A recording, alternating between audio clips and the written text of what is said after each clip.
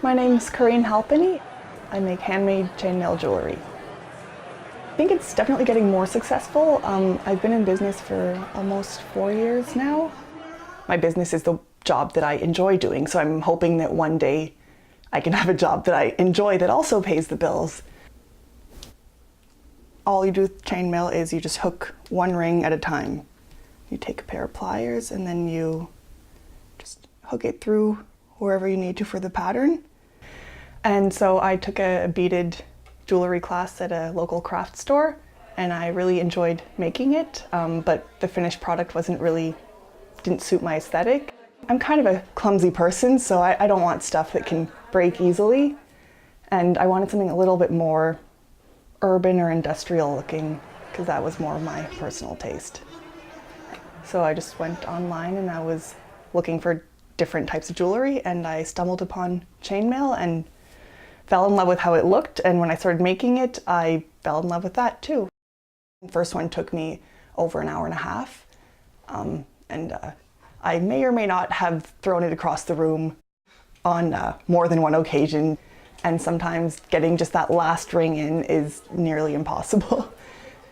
By the time I'd done like 4 or 5 of them, I felt a lot better, but the first few were a big struggle. I find making the chainmail jewelry is really relaxing. It's sort of just like a repetitive motion. You're just doing something over and over again, hundreds of times, and you just kind of focus on that, and like the rest of the world just kind of slips away. It's sort of like you're expressing yourself, but also you feel safe when you're wearing it. So when I first started making the chainmail jewelry, it was just for my own personal enjoyment, for my own wearing of it, but I think I was enjoying it a little bit too much because I just basically ended up having too many pieces. Like, what am I going to do with 30 bracelets? At the time I had a roommate who he was a math tutor, so he had students coming into the apartment, and like their parents would just wait in the living room.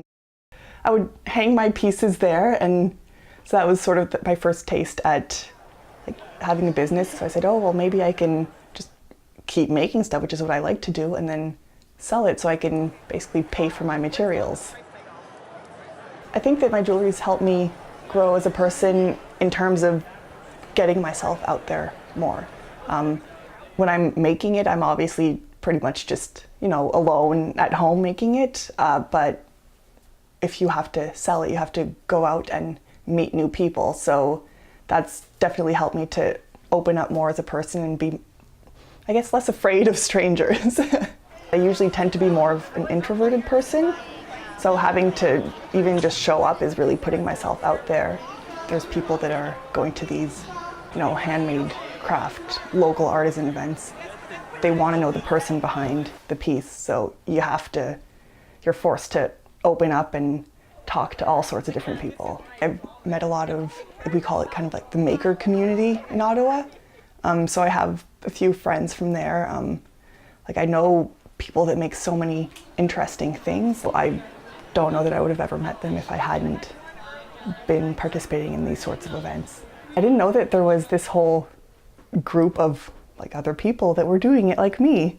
I always like that I just post a picture of something new that I'm proud of, and then I get like 100 people that liked it, and that makes me feel good.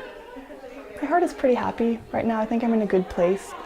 At this stage, like in my personal life, I'm very happy with where my business is. I'm excited for, what's to come in my personal life, and just things are pretty well. I have a happy heart. Come on.